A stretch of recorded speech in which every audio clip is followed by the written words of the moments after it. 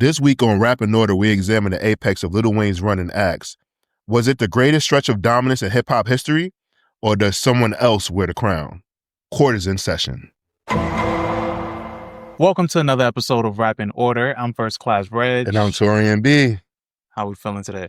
Good, man. No complaints. Been good couple weeks, in between recording episodes and everything like that. So, Yeah. Same, man. I've been just catching up on some other shit outside of work is work. Catching up with my mom. I gotta she's reaching that age now where she's just like stuff that she's supposed to be doing. I gotta make sure that she's actually doing it. It's one of those things. Man, we become the parent. Yeah, it's a little annoying because she's not used to me having to dictate, Right. And she's just like, who do you think you talking to? Young man? It's exactly that. Who do you think you talking to? Who are you talking to? So it's a lot of this back and forth I'm trying to figure out right now with them. Okay, I get that. Yeah. Maverick is 4 months now, so he has personality. He's a little charmer. Whenever I take him places, well, it depends though. I think he picks up on energy because sometimes when people look at him and be like, "Hey, how you doing?" He smiles, and then sometimes he just stone faces them. I be like, "Damn, your energy ain't good." That's one thing. The kid will tell you about your energy. Yeah, it's very funny that I'm like, yo, this kid kind of know. Yeah, and then it'd be the ones that you was probably a little iffy about in the first place, and they just confirm it for you. Yeah, and I'm excited because he'll be able to eat solids soon. So his pediatrician said that we can start giving him solids now, puree it. Mm-hmm. She just was give him a vegetable first. So I'm trying to think of the nastiest vegetable I can give him because basically, get used to it. Basically, she said if you give him something that's sweet that you would like, he's gonna that's gonna set it where he always wants something sweet and scrumptious. But if you give him something that's nasty, or you consider nasty, he won't be as picky because then other things. And I was like, but what if the first thing we give him is nasty and then we give him something good and then he's like, yeah, that first one, don't ever give me that again. Yeah, that happens. I guess it's just a balance of how often you do either or. But nasty, I'm trying to think of something that I had to eventually learn to like. For me, I didn't always like carrots as a kid. Really? Okay. Yeah. I didn't always like carrots. And then I had to learn to like them. Yeah. I gotta figure it out. Broccoli, but yeah. We got a puree machine. So we're gonna work on that and just start doing stuff step by step. But where we go, so this week that we're recording, we have the Kendrick concert. Yeah. I'm excited about that. It might rain. I think it might rain that day. Okay, I'm glad you said that. So I'll make sure I bring a poncho. It's supposed to rain this whole week. Okay. But I feel I actually saw a clip yesterday on Instagram of him performing in the rain. Did you see that? I've been avoiding. I only saw that clip. I've been avoiding shit too. I've been muting everything. But I saw that clip and I was like, that's fucking cool. He was performing at N95. Okay. And it was pouring raining. Okay. Yeah. So we're going to see that, and then after we get back from MetLife, we gotta get our bags and go straight to the airport because we're going to Atlanta for Mother's Day weekend. Mm-hmm. It's so at my house with my family. It's Mother's Day weekend, my brother's 18th birthday, and then his graduation is that following Monday. Yeah. So we have this whole big thing, and then because my brother's having all these things, a lot of families going to be here, so a lot of my family's going to get to meet Maverick for the first time. So and it's his first trip. Yeah, this is his first trip. So and I'm at first I wasn't gonna go nowhere else this summer. But I think I might for my birthday I might do something just go to Miami. Okay. With him and Sarah for 2 days. Okay. Yeah, that'd be cool. Yeah, because Miami's always a good time. Yeah. I've been wanting to go to Miami for longer than I've been to Miami, but only for 3-4 days at a time. It's a good extended trip. Especially when you go and there's nothing going on because it makes you kind of explore the city and kind of take in the culture versus going out there doing spring break, Memorial Day weekend, Labor Day weekend, when there's a bunch of basically it's you're in Times Square. Yeah. So because going to the Wynwood Walls, it's mad culture and stuff like that. There's different areas you can go where you can just see stuff going to Little Havana. Fire. Little Haiti and Little Havana is dope. You basically is Cuba or Haiti. Like you get like the cuisine, like the neighborhood is really just, it's like our Chinatown, our little Italy. Okay. Yeah, I think so I want to go there. I was talking to my boy Curry. You remember Curry? Yeah, I remember Curry. Yeah. Yeah. He lives in Ohio. So like him and his girlfriend, they're actually moving to Michigan now. So I move in. Why they keep? So I was hype about that. Yeah, they keep moving to like these like really like rural. Like, is it like work wise and stuff like that? No, so like he wanted to he wanted to switch up again, and then him and his girl, they just decided that Michigan would be a good spot for them. So they're moving to Michigan, and I'm already like, yo, what's your new address? He sent it to me, and it's about 25 minutes away from my mom. Oh wow! So that's pretty cool. So when I go out there, make sure we link up and get to show him Detroit, and that'd be fun. And speaking of Detroit, I wasn't gonna do it. Yeah, I know. But yeah. So of course we lost in the first round. The Knicks put us out, but it wasn't without a fight. You know what I'm saying? Last season. Literally. Yeah, literally. Last season, we had only won 14 games last season. To go from that to this season and go to the first round and give the Knicks hell like they did in every game. And granted, we lost every game at home, which was crazy, but they gave them hell. And y'all be better next season. Yeah, and I think next season is really going to come to fruition for them. Y'all should sign Kevin Durant. Y'all put y'all over the hump. Durant, how many years do you think he got left, though? If he goes to the Pistons, he got 5 left. Because you got to think, he don't have, he changes his role. I think the thing that, like, will help him I think if he does what Carmelo didn't do and accept, like, all right, I'm a hired gun. Like, I'm only supposed to come in here maybe 25, 30 minutes a night, and then maybe have like a 40-minute night in the playoffs where like they really need me to like, turn back the clock. But they don't need him. They just need him to intimidate people, to make people think that he could possibly turn back into the old KD. Mentor the young players, teach them how to become stars, and maybe give them for the whole season and play, including the playoffs, maybe give them about like 10, 30-point games. Yeah, and the young players, they look up to him. I mean, Anthony Edwards, that's like his goal. Yeah, that's what I'm saying. So I think that like if the Lakers get more pieces, LeBron will be able to do, like, LeBron wants to like fall back, but like niggas always like, yo, LeBron, just do it. Stepping up. Yeah, so I think KD going to Detroit would be like perfect for him. That's a great team. Great coach. All he got to do is like, show up and shit like that, be the elder statesman, and it's crazy.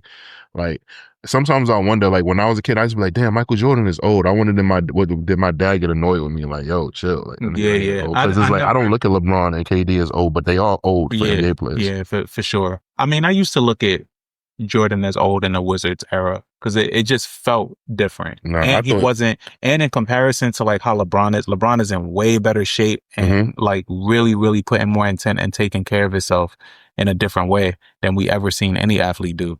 So it's different. I think with Jordan, you could tell he was older because his game changed a lot.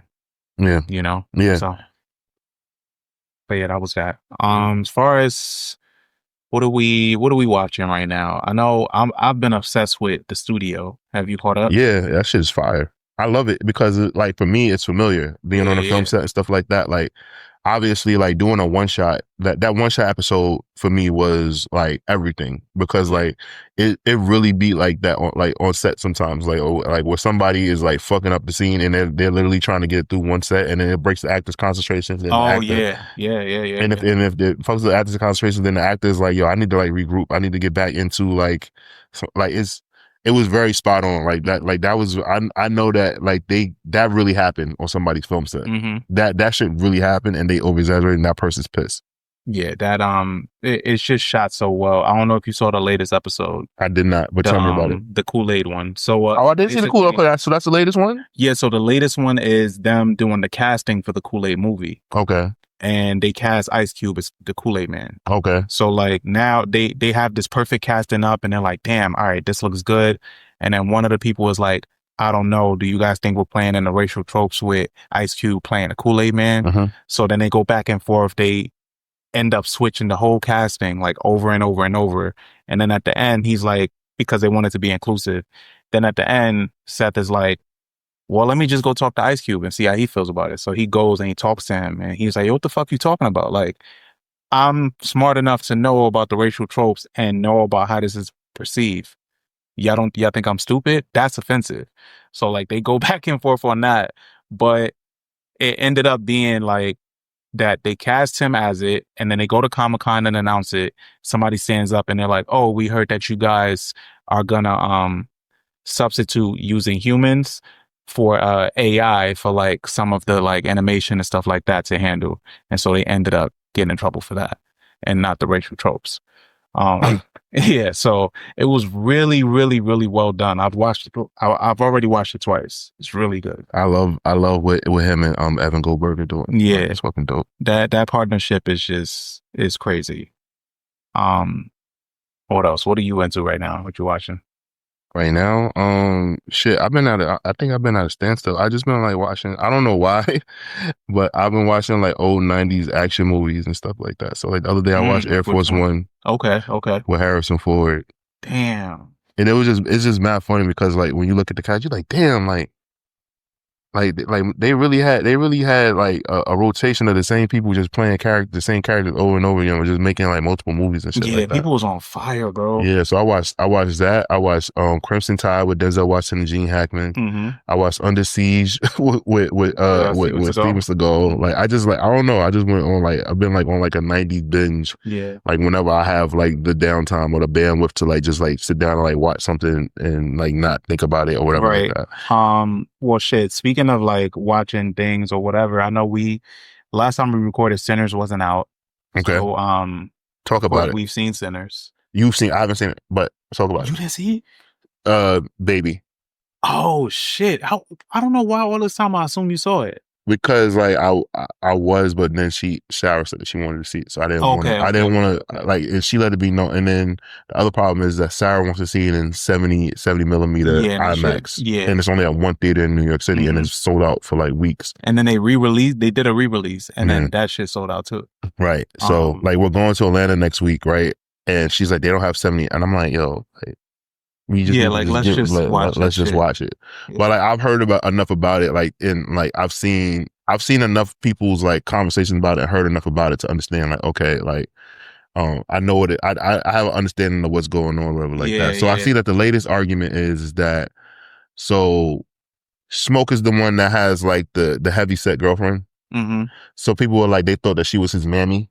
Yeah, that's what people were saying. Yeah. But I mean, if you think about it, back then at that time, like women did look like. Yeah, exactly. But it's a bigger conversation of you think that way because this is not a normal setup for love interest that you see. Okay. So that's probably why people think that way. It's annoying. So it just means that we just have to normalize dynamics like that more. Yeah, like I saw that and I was like, I got mad also like that. Yeah, it's just, it is what it is. But the movie is incredible. I think I don't think it's overrated or that it could be better or like there's like little nitpicky things that people have been bringing up, but I think it's really good. I think it's definitely Michael B. Jordan's best role. I've always been hard on him as an actor. Yeah, you have you're one of the people I thought about. I'm like, yo, like he's a good, like people will say that he's not. I'm like, oh, he's a good actor. I just didn't. It's just that like I never felt like it just always felt like it's Michael B. Jordan. Like it just, I didn't see beyond the surface of him being that person in the role. And there's bigger names that are able to do that. Like Will Smith can really dig into a character and not be Will Smith anymore, So I don't really get that from Michael B.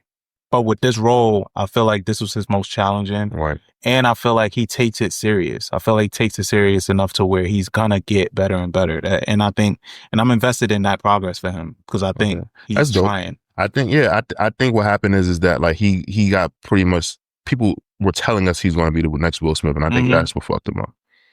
But that's really cool. I'm very invested in like Ryan Coogler because I feel like after this film, like he's kind of like set himself apart from the other film directors of color, and like now, like I think that he'll start getting like mentioned with just like film directors, not only the black film directors and stuff like that. Because like even like the buzz of the frenzy that he's calls around 70 millimeter like IMAX. Yeah. Like I feel like that might have been like some kind of thing that might spark like a a domino effect of like directors wanting to shoot in that kind of film and stuff I know like that. Tom Cruise was kicking his fucking feet because he loves shit like that. Mm-hmm. So I think, yeah, him shooting. I think what took this movie over the top for him was him shooting that video breaking down the different formats for Kodak. It was like a 10-minute video that went super viral. After everybody saw that, it felt like he was talking to us in like he was explaining the process in layman's terms and talking to people that are more like him. And it just connected. Like he felt like you went to film school in 10 minutes. Yeah. And people was like, all right, well, I have to see it in this format. I have to see, like, this is what he made it for. Yeah. And I think that's how it resonated. Because I never went. He definitely sold tickets doing it. Yeah, absolutely. Because even the fact that it was sold out for weeks on end through IMAX, and then they had to re-release it. They had to bring it back. And I think that's also a testament, because I remember before they were like, at first they were saying that it didn't make the money back that it took to film it, but then word of mouth got out, and then like it did better. It did better than the second week, or something like that. Yeah, like, the second week it was only like a 10% drop. Right, and that was kind of like a big deal. So yeah, you know, I'm very very happy and proud for Ryan Coogler and like what he's doing. And basically because like he's like one of those black directors. Like, no disrespect to like Antoine Fuqua, Jordan Peele, but like those guys, they don't look like somebody I would like talk to like randomly on the street or like be their friend. Ryan Coogler seems like somebody I would like be cool with and like be able to like have like conversations with, and like especially like because of like his like what he's a fan of.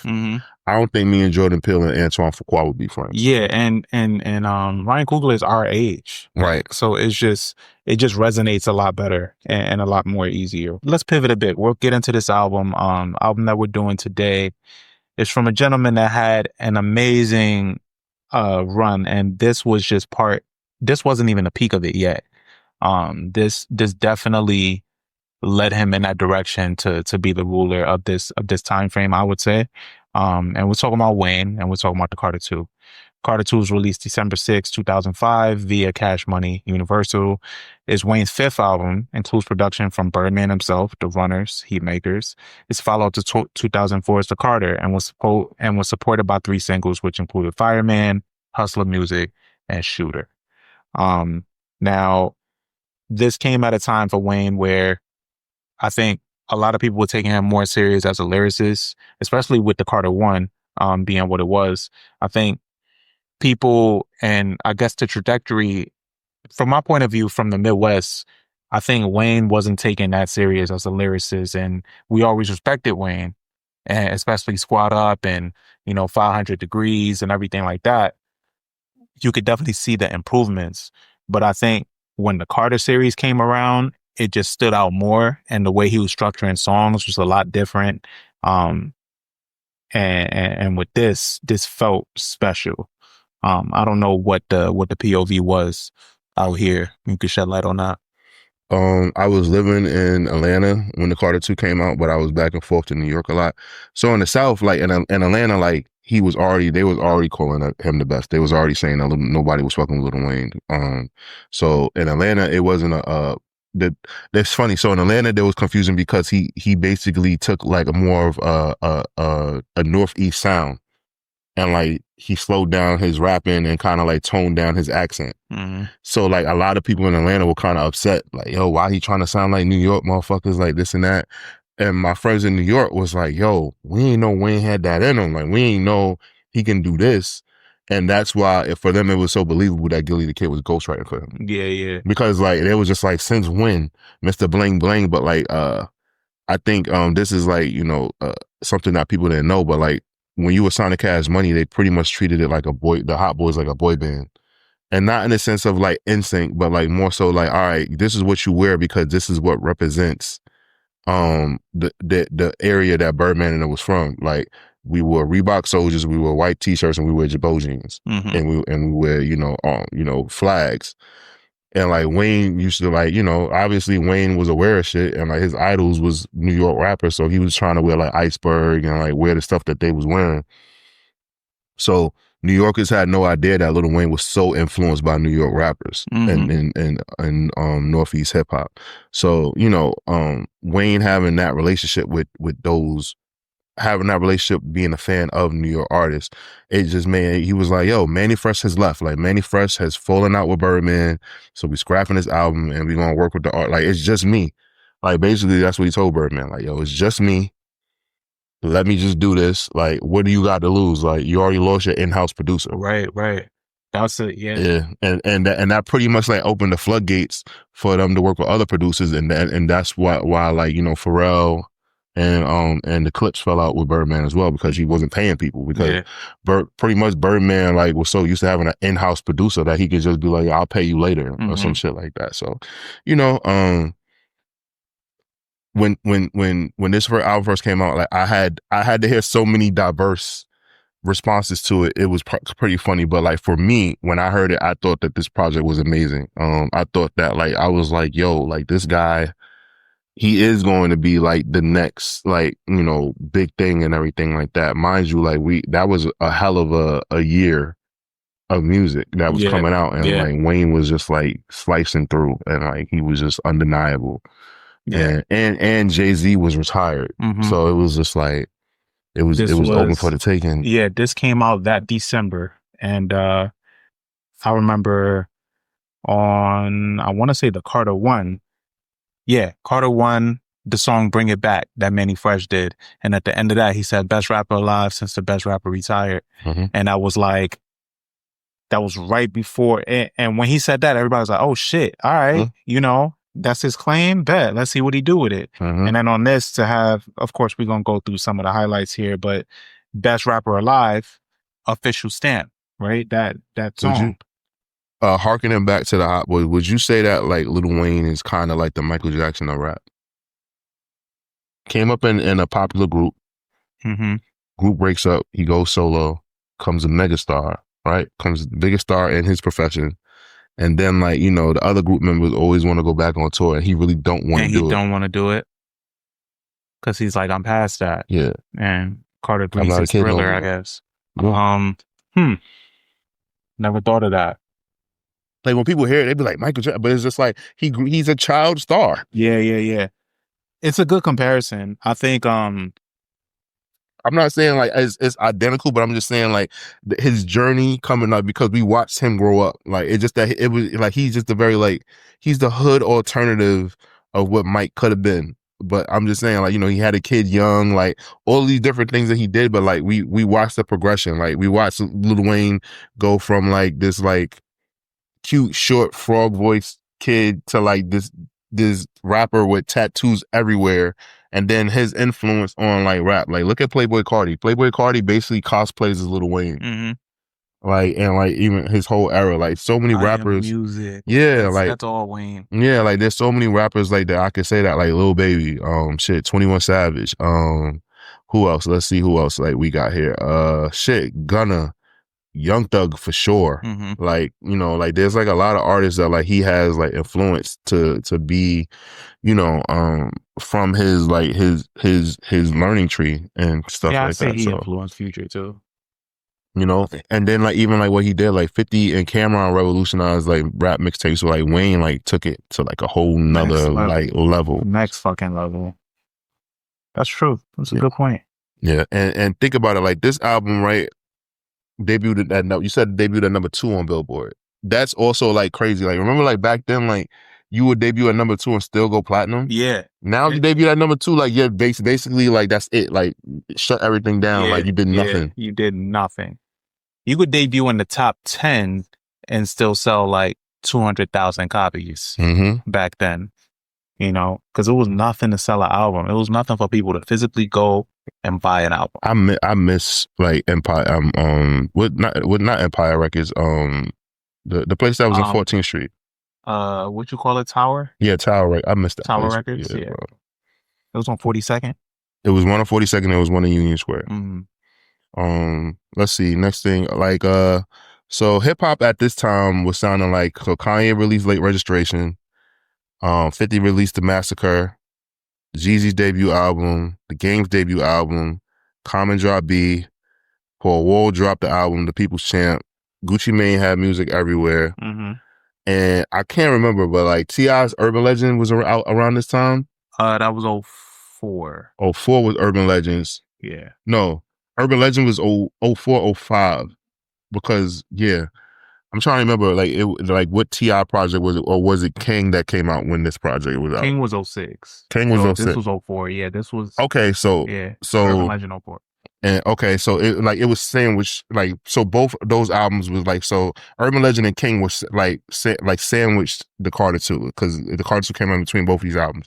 But like, yeah, like those, like this is what music was out during this time, and like dominant, and like Wayne was just like cutting through. Like, I remember I played Hustler music so much, bro. I loved it. And then the fact that he filmed it at the Carter in Harlem, and he was wearing Bape. Like, obviously now, like, you know, we know like the whole story, you know, the clips and everything like that. Yeah. But, you know, like I was hyped because I was like the New York guy that was living down south, and I was like, look, he really embracing his New York shit. I told y'all New York, like, you got to come to New York to get on. You got to get embraced. Like, then I found out he was hanging out with like Joel's and them and shit. Like, I was like, come on, man. I was like, he's out of there. I was talking so much shit. He's out of there. Yeah, Wayne's whole like quote unquote like New York run was special. Him hanging out with Joel's, all of them. This was my senior year. No, I had just graduated high school when this came out. I graduated that summer. So this came out that winter. But Wayne was already on a tear, man. I think he was on Soldiers with Destiny's Child. Yeah, he was. That previous year. Handpicked by Jay-Z. So like people were seeing him and taking him more serious. He was running alongside T.I., who everybody already loved, who was also on like an incline. You know, I think this album was really important for him to distinguish and for him to really stand out, because the Carter 1 did what it did. Like, you know, you had Goat DJ on there, you know, Bring It Back was successful. But I think with the Carter 2, he really built and focused on the theme. And I think overall, that's why people really love the Carter series. Right. Even though now when you look at it, he's derailed the theme a little bit. The theme was supposed to be going into the Carter. Yeah. And I don't think he even remembers what the fuck the original. I don't think he remembers. He really, but for the nostalgic value of it, is like, he had a Carter. We know what it means to his legacy more than he does at this point. Yeah, I agree. Damn. So I don't know if you find this funny. I personally do, but I just think that like Wayne not knowing shit all the time is one of the funniest things ever. Like, we're like, for us, like, I'm pretty like, imagine being a fan going up to Wayne and saying something and like him not knowing what the fuck you talking about. Yeah, but do you think that's trolling a little bit?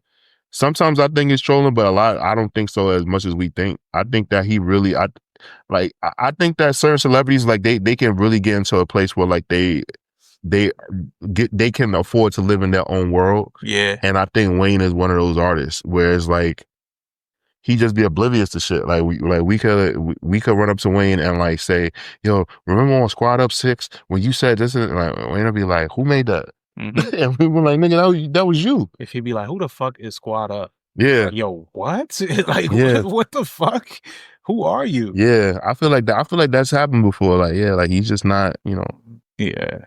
That whole, when he thought 21 Savage was a group, that was hilarious. And I bet you he's met 21 Savage, bro. Yeah. Like, it's just one of those things where I just be like, damn. But, you know, it is what it is. But I'm also glad that, like it's unfortunate that Mannie Fresh left, but I'm so happy that he did, because Wayne wouldn't have got the opportunity, like, to repeat it again, like, for Birdman, just to give him, like, the keys or whatever like that. I guess Birdman was like, look, either way, you signing me for the rest of your life. Right.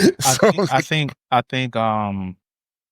think Mannie Fresh left his mark, but I would have loved to see him come back to do something with them. Right. Yeah. Like, it seems like, yeah, like he like, I know Mannie Fresh went to go work with other people, like, you know, and everything like that. But like, yeah, it seems like Mannie Fresh just never like rebounded after that. Like he definitely, like, you know, he worked on Jeezy's first album. Yep. And gave Jeezy like a hit. And I think he worked with somebody else. I just can't remember who. But I might have it written down in here. Do I? He had even made his solo album. Yeah. I love Real Big. Yeah. Pause. Cars Real Big. Yeah, House Real Big. Yeah, that was my shit. Yeah. But okay. So also Wayne's also influence on the blog era, even though like he's not. I wouldn't count Wayne in the blog era, but like he had moments in the blog era that were absolutely like influential because he was putting out probably the most popular mixtapes or like the most anticipated mixtapes as being an established artist, because his growth from like Squad Up to The Dedication is like leaps and bounds, because I think Squad Up was literally just him going in the studio just jacking for beats, just rapping over other people's beats and stuff like that. But then like with The Dedication, it became more like an album. And I think that's like where the difference was, where I think that's why so many people give Wayne so much credit for mixtapes. Because like he like what 50 and Cam did, like they made projects and like they would have skits and they would kind of like bring everything together and have one theme, but like The Dedication felt like an album. Yeah. Like Agreed. it like what DJ Drama and him did, like I was just like, damn, like I remember just listening to it and like, you know, and because like this was pre-social media, he was addressing things. Cause remember like he was going through like being a free agent and like all of that shit, and like him talking about like how Hov wanted to sign him, but then Birdman came to him with like a crazy deal. Like, so I just thought to myself, like, damn, like we getting all this shit, and then finding out like how much he loves ESPN and everything, like finding out how much of a sports fan he was. Yeah. So I thought that was like really cool, like learning those things about him and everything. Also, it's Wayne. Do you think that like the content that Wayne puts out, like I know this is going to sound crazy, like Wayne is there's people that consider Wayne the greatest rapper alive, right? But do you think that because Wayne puts out so much throwaway content, that takes away from like why he's not like consistently like mentioned in like a top 5, or like consistently mentioned, like because like because he throws so much at the wall? I don't think he throws as much at the wall as he used to, but I think that's why.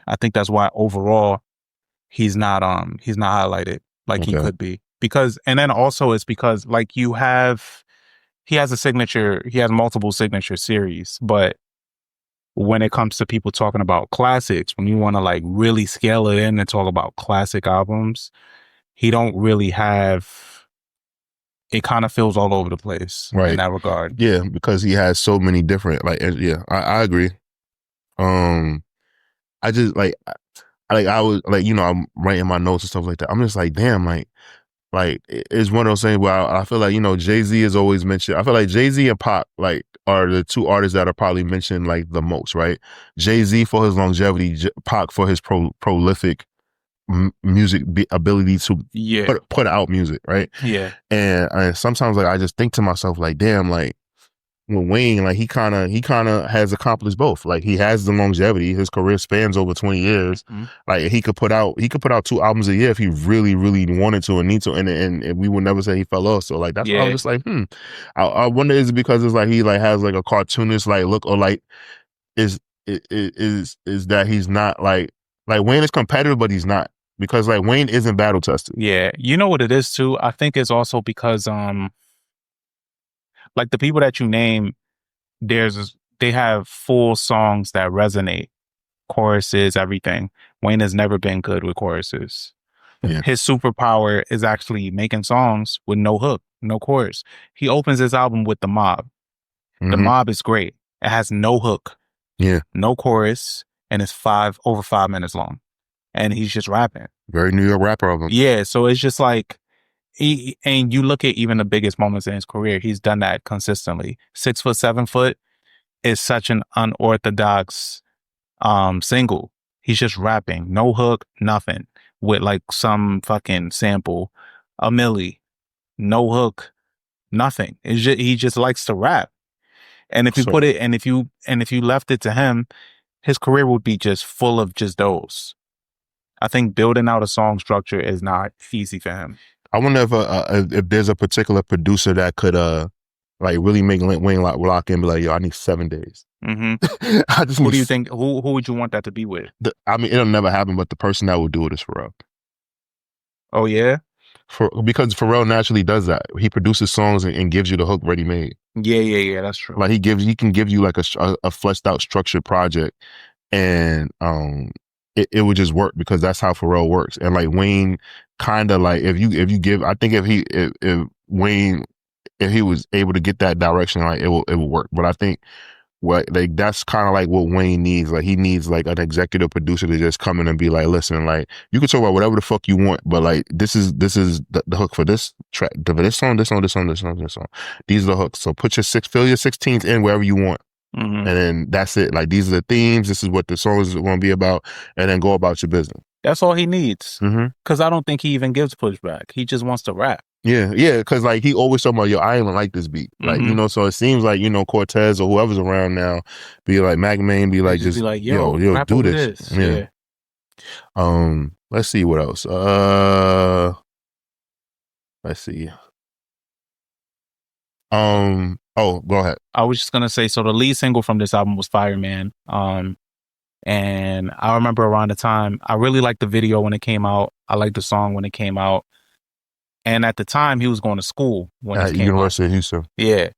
And I thought that was so cool back then. Mm-hmm. Obviously we've seen other artists do that. It's mad funny, right? Like it was like Lil Wayne's going to school. Yeah, like it was cool because it was like, this nigga, he's the biggest rapper right now, and he's in school and he's rapping at the same time, and it was just swag. It was swag. It was just cool. Now obviously we've seen that done tenfold multiple times. Meg graduated. Yeah, I don't think Wayne was going to class. I think that nigga just popped up one day. Yeah, probably. But he played into that theme in the video for this. Mm-hmm. He went to school. He was in class. Everybody was on him on campus. It was just really cool to just see. I was like, oh, this guy is on something. Yeah, man. This is dope. Would you say that this album is the superior? Would you agree that the Carter 2 and the Carter 3 are Wayne's two best projects? I have a place for Carter 1. Really? Okay. Cool. I love Carter 1, but I do Carter 3 honestly is a little sloppy. I'm not gonna lie. Oh yeah, it is because of all the leaks. Yeah. Okay. Well, I made an assumption, so let me reword that. Okay. Would you say that of the Carter series that the Carter 2 is probably at the top? Yes, it is. Okay. Yeah. So like, do you think that like Wayne like wears his hard hat on that? Do you think Wayne even cares? I don't think he cares. Because I think Wayne is one of those people. He strikes me as one of those people that you'd be like, yo, what's your best project? And he'd be like, my best project is the one I'm making right now. He strikes me as one of those. I get that. As like, he's one and done with a project. He doesn't romanticize his music like we do. Okay. I get that. All right. So you want to get into some of our favorite tracks on the album? Yeah, man, let's do it. So I named Fireman. I said The Mob already. Mm-hmm.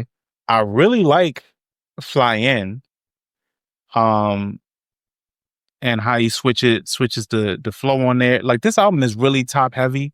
And then toward the bottom, it's not that it dwindles, but I think he fires off. Let me see. Another one of my favorites. I wore Fill Me Out, and that's number 20 on the album. Love that song. Always did. I remember I had like around my first year in college in Detroit, like I went to community college out there. Shout out to WC3. And every morning I would play this song on the way to school. For some reason, I just really liked it. Okay. The way he rapped on there. I have a bunch of other ones that stand, obviously hustling music, but what you got? Well, I'm gonna tell you the songs I want off the album very badly. Mo Fire, Weezy Baby, and I'm a D-Boy. And take all the On the Block skits off. I didn't like the Birdman killed I'm a D-Boy. He killed that shit. That shit was fire. It was cool. I mean, and you know what? I'll be honest with you, and I probably like in the minority. I also could have done without Fireman. Okay. It sounded like the label was like, yo, you got to give us one Manny Fresh sounded song. Yeah. And it just wasn't necessary or whatever like that. Like I really wanted him to step into making like a Northeast rap album, being a Southern rapper. I thought that was cool. But some of like, my favorite songs are The Mob, The Carter 2, Best Rapper Alive, Hustler Music, Feel Me. Shooter is like one of my favorite songs. Like, and like the fact that him and Robin Thicke had so much chemistry together. Structurally incredible. The message incredible. I would love an album from them. Yeah, they did some. They did some drugs. I'm sorry. They locked in for real. Tie My Hand was another good one that they did together. Yeah. But he always got in his message bag with Robin Thicke. That was cool. Which was weird. Yeah, because Shooter is so dope because, and I think Southern rappers, Southern MCs should really champion this song even more because it was a message for them. Yeah. Of like, yo, like take us serious as rappers. We really spitting and using that whole metaphor of like spitting and being lyrical and lethal with your words as like a gun in some cases. Like it felt dope. Like it really hit on all the chords. And then Robin Thicke was just there to smooth shit out. Money on My Mind is another one of my favorites. I missed this whole run of it made me think of the Runners. And the run that they had around this time. Rick Ross had them niggas living in the studio. Like they were producing everything. But Money on My Mind is one of them ones for me too. I strongly feel that if this album was 16 to 17 tracks, it will be like a Torian flawless classic. I know that some people, feel that albums, like I've come to understand that some people can say albums are classics and still have like skips. Yeah. But I just want my classics to be perfect. I think really good albums can be really good albums, but I understand that. But this album, there's certain tracks that this album didn't need. And this wasn't in the streaming era, so it was really unnecessary. Yeah. I didn't really like Lock and Load like that with Corrupt. I didn't like the chorus. I didn't either, but I thought it was really cool because like it was such a Corrupt song. Like Corrupt is a rapper's favorite rapper. Like he's like Corrupt is very much like, if you if you like really into like wordplay and lyricism and metaphors and shit like that, like Corrupt, like that's Corrupt's like bag. So, and I think like it's really cool that like Corrupt is like one of Wayne's favorite rappers, Eminem's favorite rappers, Kendrick's favorite rappers. Like people pay homage to Corrupt. People love Corrupt. Yeah, they do. I think another one on here was where is it? Well, we talked about Best Rapper Alive. So you know who did the scratches on Best Rapper Alive? Premier? DJ Khaled. Okay. Yeah. I didn't know that. So he's a real DJ. I mean, yeah, he is a real DJ. It's just like now he don't have to do that shit no more. But yeah, he ain't got to do that shit no more. But yeah, there's like, this album is interesting, man, because when you look at it, it's like, all right, let me dig into this.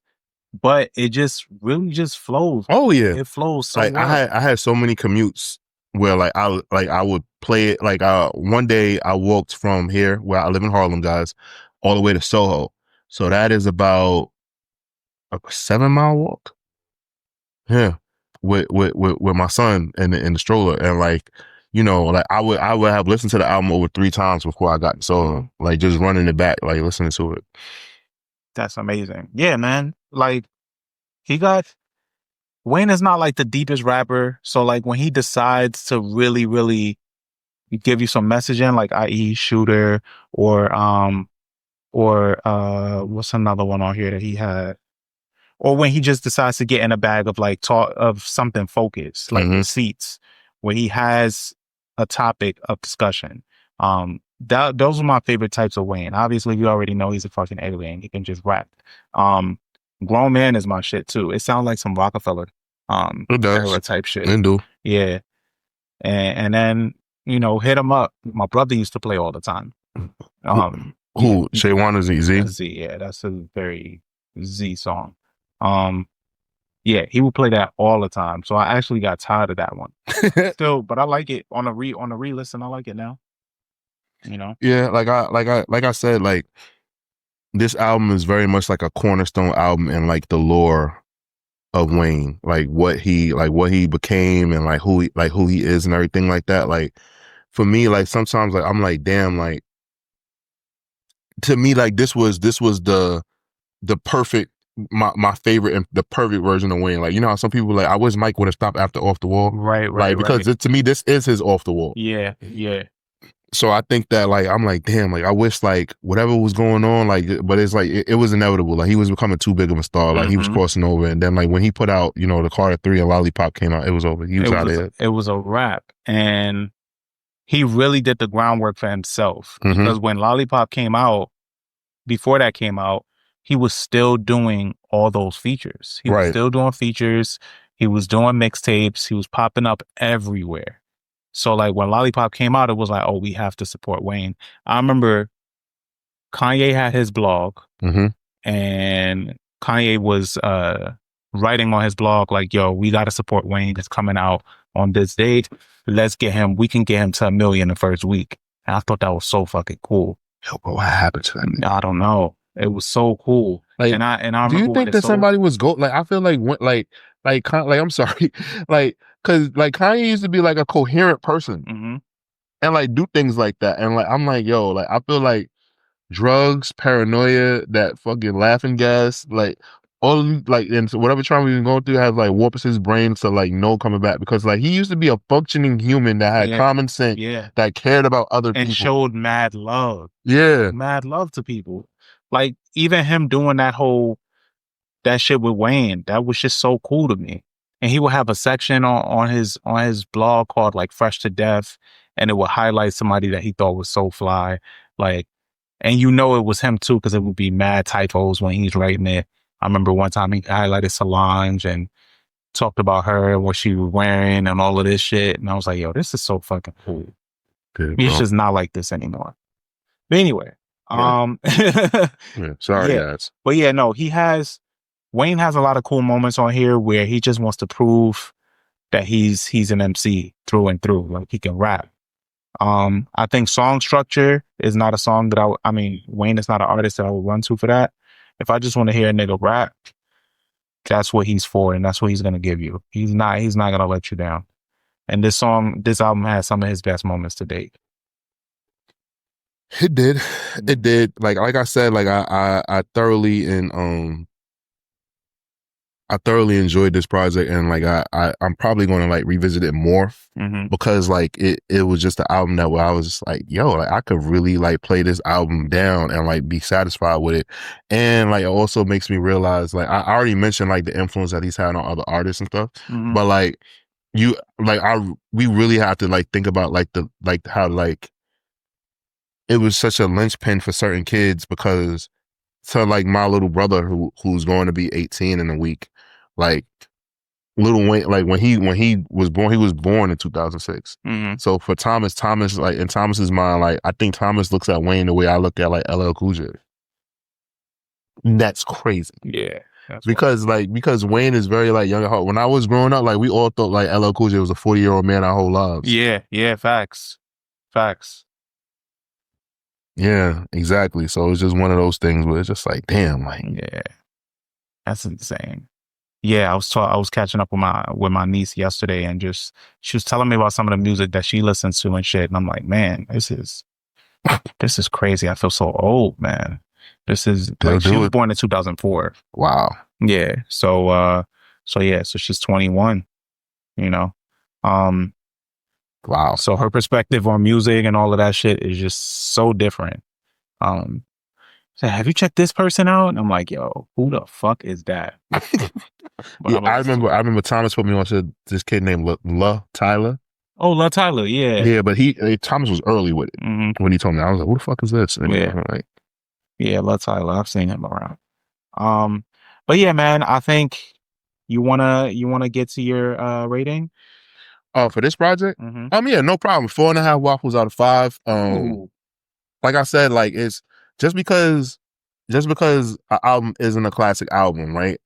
is not that it's not that the album isn't good. Like, this album was good. It was groundbreaking. It influenced people. But those skits and those 4 songs that I named, like, just don't allow me to say that this is a perfect album in my rating system. You know, a couple people gave me feedback on how I rate albums, and I just want to make it clear, like, we all can like rate albums like on a different scale, but I just think that the word classic is like a sacred word.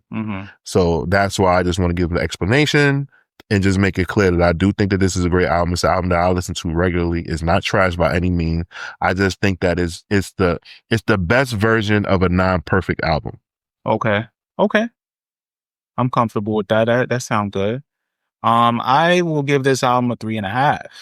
Okay. No doubt about it. So I'll just read what I wrote. I said, no doubt about it, this album raised Wayne's profile. His contemporaries took him more seriously, and he's proved he deserved it all. The album has its fillers, but overall it helped shape Wayne's legacy. So it's a really big part. It plays a huge part in that last sentence, right? And I think the only thing that it suffers from is some of the focus that I always want to see from Wayne that I kind of just never get. But then at this point, you can make the argument that that's just what kind of artist that he is. I think this album is Wayne like operating at his sharpest. I think it only really suffers from being so long and having the filler that it has. Like, you got songs like Get Over or what's the other shit that I hate on here? Weezy F Baby. You know, you got like just certain songs on here that I'm like, all right, bro, you didn't have to put this. If he was focused on making a concise album, I think this would be that one. And even though he didn't focus on that, this still manages to show some of his brightest moments as a rapper and as an artist, you know? Right. Yeah. I think like to piggyback on what you said, like a lot of this stuff like happened for like the best, with Wayne. And like, I think that like he was able to, like create like a lore for him in like so many different lanes, because there's some people that only listen to like the Carter albums. There's some people that love Wayne for his rock albums. There's some people that like Wayne for his old Cash Money shit. And then there's some people that only like mixtape Wayne. And there's some people that just like feature Wayne shit. Like there's so many versions of him. That's why I'm just like, yo, like this dude like really is like a huge rock star. I think there's 2 things that like kind of like messed up Wayne's trajectory in his career: going to jail, and then like the legal battle with Cash Money and like the amount of time that it took to put out the Carter. Was it Carter 5 or Carter 4? Carter 5. So, you know, I think those were like 2 things that just happened, you know, and shit. I guess a third thing is like, you know, his lean addiction. But I think that like he really, like Wayne really is probably like the biggest like rapper. But it's just that like, you know, also when he went to jail, he had signed Drake and Nicki Minaj. So like, it was just things that like, it was just like the way things happen. Like he was away and like they were able to like grow on their own without him, like kind of, it was like a gift to them, but a curse for him. Right. Because like Drake was able to surpass him and like, that's his artist. But at the same time, it's like, damn, like so quickly, like he kind of like took his shine. That's kind of like he was only gone for a year. Yeah, like imagine if like when LeBron was in Miami, like they signed Kevin Durant. Like, you know what I'm saying? Like hey, like this gap is being closed way too soon. Yeah, it feels like such a blur that happened. That Wayne was even in jail for that long. It just don't even seem real, because he was just he still had so much music out. Yeah, that's what I'm saying. Like it just is, and you know he had to like really get back. Like I'm pretty sure psychologically that probably fucked him up. Yeah. But yeah, those are our ratings. We encourage you, of course, to listen to this for yourself and let us know what you think. I would love to know what you guys think of this album, how you think it's stood the test of time, or if it's your first visit. We'd love to know about that too. I'm First Class Red. And I am Torian B. And we're out of here. Catch you guys next time. Dun dun.